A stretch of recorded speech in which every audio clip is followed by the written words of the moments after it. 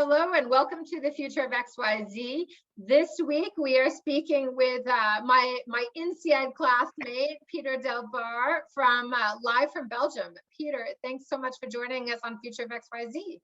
Thank you for having me, Lisa. I've been a big fan of the show since the start, so thrilled to be here. Thank you so much for that.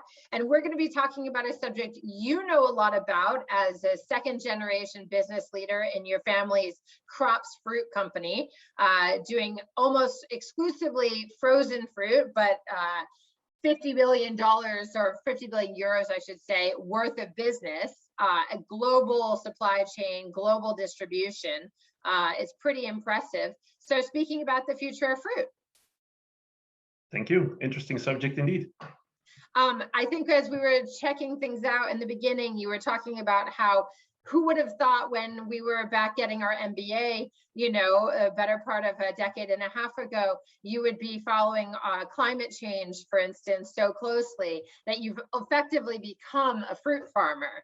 And spent the better part of the last couple of months bouncing around the world trying to secure supply and assure demand. So I guess when we're speaking about the future of fruit, there's so many things happening, but let's level set. Like, what kind of fruit, what is your business? What is your implication in the fruit business to start with? Sure. So as I think an interesting subject would be the way fruit has been grown over the years, how that has changed, where the new regions are popping up, and maybe what are the challenges that our industry is faced with. We are today mainly in the frozen sector, but obviously our fruits are coming from the same regions and the same areas as most of the fresh fruit. And I guess that us as a whole industry, we have quite a bit of challenges ahead of us. Not in the least, I would say, magnified by the effects of COVID. Absolutely. And the effects of COVID, just to put it in context, I would imagine more people are eating prepared foods, more people are also preparing at home, and there's greater tightness on supply, both because of climate change, but more importantly, I guess COVID affects labor would be my guess. Yeah, and you're absolutely right. It's double. There's a strong effect on the demand side. I think one of the real effects that we've seen is people have transitioned again from fresh fruits or fresh produce back to, I would say, preserved foods, things like canned foods, things like frozen, not in the least. So we've seen a surge in demand on the one hand, globally. Next to that, indeed, we've had quite a few challenges on the supply side as well, with not in the least labor force. Right? Fruits still being fragile is highly manually picked. And as such, we've been impacted by people not being able to reach the fields, not able to reach the factories, and that's really put a strain on I think even global supply chain. Yeah, I mean, your family's been doing this. Your father started the business. You and your sisters currently run it. It's been in business for nearly 40 years now. I mean, obviously, we're talking immediately into current impacts, but what have been the changes in the business and the business of fruits, if you will, over the course of these last 4 decades? Well, from our side, what we've seen is the very real effects of climate change. You take we're in places, exotic places like Chile every now and then, and if you look at, even for myself, over the last 15 years, I've been traveling to Chile a couple of times a year. You really see that certain regions in which they grow the fruits is changing because of the climate. It used to be just an hour south of Santiago de Chile, where most of the raspberries were grown. Nowadays, you need to travel 4 to 5 hours south. So even over the course of, I would say, 10, 15 years maximum, I mean, it's been a real transition. That's one, and I think also what's interesting is to see the interest that people are taking in new flavors and new kinds of fruits. I mean, not in the least, we've seen a huge surge in things like an interest for superfruits, things like acai has been exploding over up in the North America. Growing interest as well in things like guava and dragon fruits and all these other tropical things that our parents didn't even know existed. So I think it's interesting to see I mean, a global interest in fruits from a flavor perspective, just as well as I think also a scientific interest. I mean, over the course of the last, I think mainly 5 to 10 years, what we've seen is a huge surge in things like using fruits for certain health benefits, right? We've seen a big jump in things like nutraceuticals, right? People are consuming more and more things like pills and syrups based on, I would say, close to 100% fruits. I mean, if you go to Asia, like I'm lucky enough to do every now and then, you see huge shops with nothing else than pills and things like that, but in essence, with vitamins and enzymes that are coming from fruits. And that's an interesting, I think, change that we've seen certainly over the last 40 years, but I mean, more and more rapidly now these past couple of years. Well, it's interesting because these are different, you're talking about two things. One is like the taste profile and the exotics and tropicals and this kind of, right, superfruits. But the other thing that you're talking about is its multiple applications, all of which are pulling on the same demand side. When you think about places like Chile and raspberries, or you think about places like, you know, we'll talk about more I think it's a pineapple plantation, Costa Rica, that's in this beautiful photograph behind you. I mean, one of the things that comes to my mind is, are there certain fruits, in fact, that are more, you know, apples, oranges, bananas, are kind of what we grew up with. Like, as we grow, is there actually, you know, are some of these better suited to the changing climate or regions where there's less climate change or less labor, more, you know, automation, et cetera? Like, what does the future of fruit look like in terms of what we're going to be able to truly get?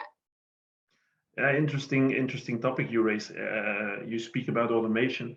You know, one of the effects, like we said on COVID, is things like we've been lacking labor force to go actually into the fields and pick the pineapples, pick raspberries, pick all these beautiful fruits. I think looking forward, we will need to go to places that have at least the ability of being more and more automated. That applies to both a geographical stance. I mean, you don't want to have things too hilly at the same time. You don't want places too distant from any logistical supply chain.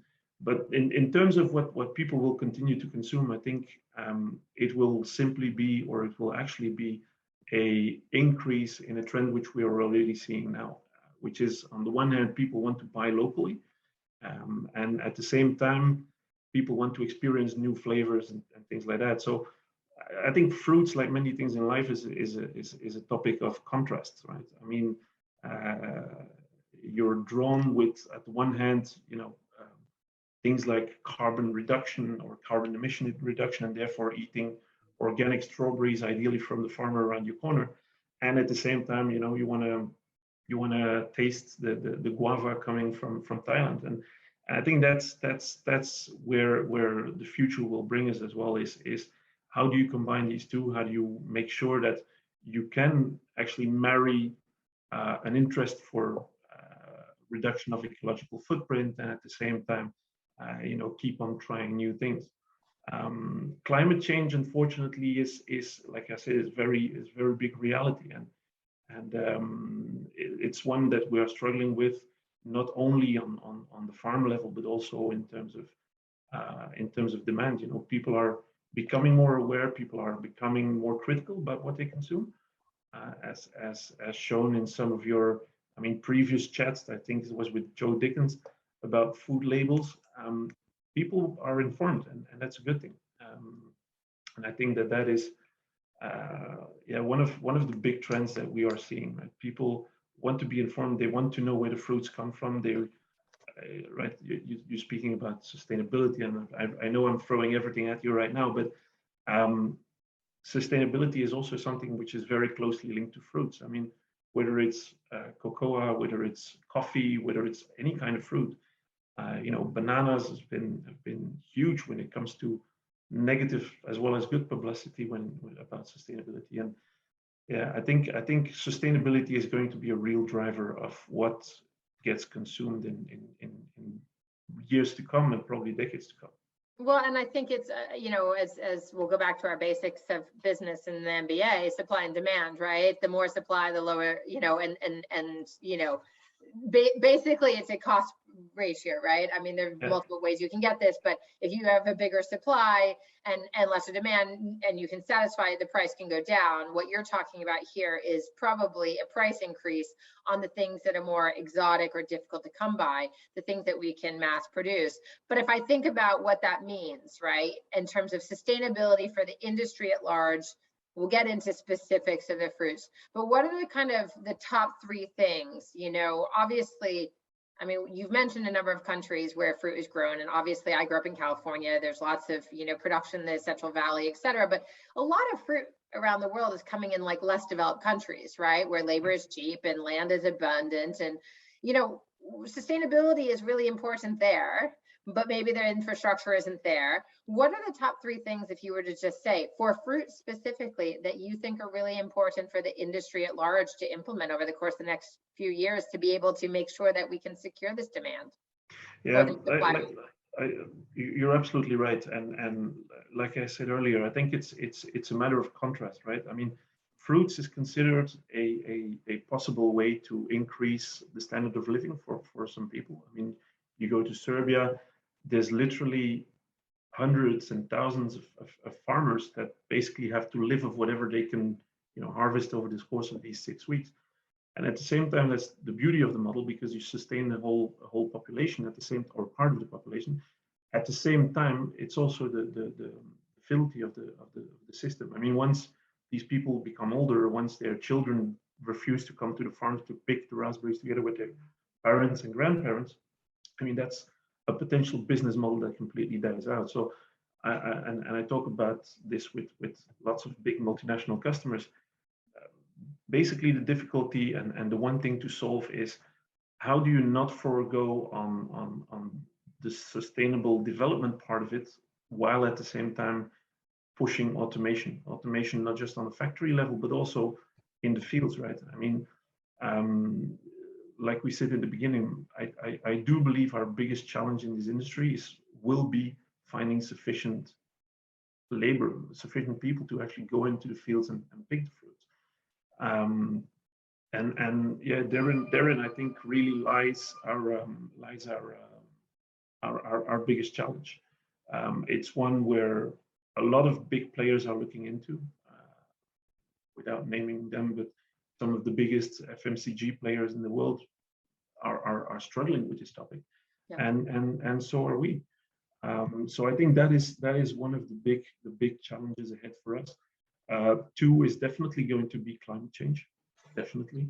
I mean, you have a very stable area around the equator, right? Places with that, like Costa Rica and Colombia and places like that are growing usually tropical fruits like bananas and pineapples and this and that.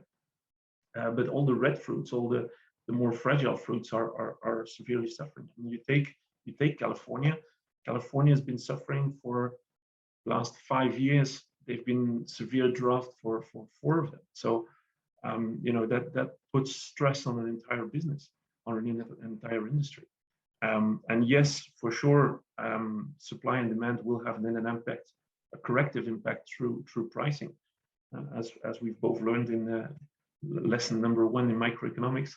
But the thing is that once there is no supply, that's when it becomes very difficult. And we're seeing that this season in particular is sort of like the perfect storm. I mean, it's one climate disaster after the other, and perfect storm sounds too romantic about this, but it's really a disaster. There's people suffering around the world, and yeah, I think that these two, right? I mean, one is labor, the second one is climate, are going to be the main drivers of our industry. I mean, I want to, and I'm going to come back to some of the sustainability topics, and because there's actually a lot of innovation that's happening around beyond the fruits, but also the fruit waste or the plant waste that comes out of it, and I'm really excited about that. But for a moment, just to have some fun, I mean, if I think about, fruits, and again, I grew up in California and I spent a lot of time in Europe. Like, fresh produce is a luxury and a gift and the most wonderful thing. If you guys are pushing and selling, frozen fruits largely, you're a wholesale business, you sell, you don't sell direct to consumer. What are your favorite fruits, and what have you seen besides the exotics? Like, what are use cases that you're like really inspired by right now and think have longevity? Yeah. So to what is my favorite fruit? I have to go with pineapple. It's considered the king of the fruits, hence the crown and everything. It's why I have the background. Traditionally, or fun piece of knowledge. Pineapple is usually considered in many cultures as being a symbol of hospitality. So, we try to be hospitable, and for me, it's an amazing fruit. It's one which unfortunately has its challenges when it comes to ecological footprints and things like that. But I think it's a magnificent fruit. To your other point on waste streams and others, this is exactly what you and I have been talking to about even in the past. There's not a single part of the pineapple plant in itself that you cannot use for other things. So what's not to love? That's absolutely my favorite piece. But yeah, at the same time, you get surprised by new fruits sometimes, like acai and other things, right? I mean, things you never experienced that bring a completely new flavor palette. So it's a fun industry, and it's one that's definitely hasn't stopped surprising me. I mean, I even see YouTube videos or TikTok videos passing by every day on fruits that I've never seen in my life. And then, of course, the first step is, how do I get my hands on one of them? I remember in Singapore, the durian fruit, of course, being, like, never heard of it in my life and have never seen it again except in Chinatown. So there are still things to learn. Yeah, definitely. No, and I think that's the beauty of this, and at the same time, curiosity of your average consumer about trying new flavor profiles, whether it's helped by the numerous cooking shows that you have passing by now on TV.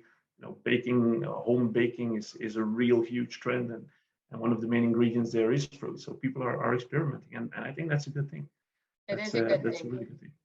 It's interesting. So just some stats. Like, I'm curious. What fruits are easiest to produce, and what's the most high volume fruit sold in the world right now? So there as well, there's two parts of it. One is obviously how quickly something can grow in the field, right? I mean, obviously, if you're planting a cherry tree, you'll need to wait 7 to 13 years before that actually is in full bloom. If you're planting strawberries, 6 months later you have your fruit. And that's the beauty about the produce as well, is that there's an intricate combination between soil, climate, oxygen, sunlight, and everything. I mean, I'm very passionate about this, but that is prone to growing one or the other variety, and that's the beauty of it. If you're talking about stats, I think one of the main fruits that has grown obviously is, on the one hand, banana. Banana is huge, but it's very focused on certain areas of the world, predominantly places like Central America, some pieces of Africa. But the number one consumption is still by far and away strawberry. I mean, the thing is, everybody gets emotional about their strawberries. The Belgians feel bad about eating Dutch strawberries or French strawberries, and vice versa. And in a way that holds something romantic. It's an easy plant. Well, it has its challenges, but it's an easier plant to grow and to care for. I mean, my kids have their strawberry plants, and get them while they're young. And that's probably by far and away why the strawberry is the most consumed. I mean, even in the industry, you look around, the strawberry jam, strawberry cake, strawberry smoothies, whatever you want, there's something with strawberries. I never would have guessed that. I really wouldn't have. And yet, now that you say it, I'm like, Of course, but I never really would have thought about it. And as a flavoring or as an ingredient, of course, Yeah. it is ubiquitous. Yeah, and it's you know it's a fruit which is, you know, you spoke about durian. Putting it this way, strawberry is slightly more accessible as a flavor profile than the durian would be. So I think it's the combination of the fact that it grows virtually everywhere, together with the fact that, you know, we all cherish memories about strawberries as a kid, whether it's with cream at Wimbledon or whatever. But they're everywhere, and Chocolate dipped yeah, ones in America, of course. yeah, and the thing is, you know, it's more and more you see that fruits, but all foods in general, are linked to memories, and they tend to have an emotional side to it. It brings Well, back some memory. they bring back, I mean, food in general has that ability to immediately connotate, but fresh produce, I think, can take you to a place, a season, a memory, and access that. I want to, as we're starting to wrap up, Peter, you know, you talked about pineapple being your favorite and the king of fruits and how it's a symbol of hospitality. When we think about something like the durian, or we think about anything, you know, you guys are operating in frozen fruit, but one of the things you think about in the Asian cultures, for instance, especially Japan, is this gifting. You know, fruit is such a symbol of generosity, of prestige, etc. You know, as we think forward, you know, to the countries in the world who produce versus the countries in the world who consume, you know, and those countries where you elevate fruit, is the future of fruit universal? Is it global, or is the future of fruit going to be more localized and specific? What's your high low on the future of fruit? If I had a crystal ball, no. Look, I think as people globally become more informed about, you know, through the internet, through QRs and what have you, about the ways that fruits are grown, it's a very labor intense process. So in itself, the fruit is, I would say, a premium produce, which is not necessarily today considered as being one. And I do think that, you know, moving forward, you're right. You go to China, they have the red cherry as a symbol of luxury. Um, I think it will remain a combination with that, with a more mainstream usage. You spoke about import and export. I think more and more people will be aware of what is grown locally, consume more local fruits, while at the same time trying to get their hands on exotic profiles. And I think that it's going to continue being consumed everywhere. I mean, you look at, you know, a mass population like China suddenly discovers things like pineapple, and suddenly you see a huge shift in supply chain and other things. And again, that's a positive thing, because in the end, the more fruits is demanded, the more there is an interest to develop this industry, to develop the farms, to develop the farmers, and hopefully to continue, you know, increasing wealth, quote unquote, for many people around the globe. Right. It's a very hopeful future, and each of us as consumers seems to have a role to play in consuming responsibly and asking questions, both locally Absolutely. and our global supply chain side. Absolutely. Yeah. That's great. Well, Peter, we had so many more things that we could have talked about, I know, and these 20 minutes go way too fast, but thank you for joining us this week on Future of XYZ. Thank you for having me, Lisa. It's been a pleasure. It's always a pleasure to talk about the future of fruits. I think everyone should go out and make themselves a smoothie or a piece of banana bread, or have a slice up an apple, or whatever you're going to have. Please And do. exactly. And if you're in Europe, you can find crops online. And thank you everyone for listening this week to Future of XYZ. You know where to find us on YouTube. You can find us on podcast streaming platforms from Apple to Amazon. And of course, follow Future of XYZ on Instagram. We will see you next week. And thank you again, Peter. Thank you, Lisa. Bye-bye. Bye.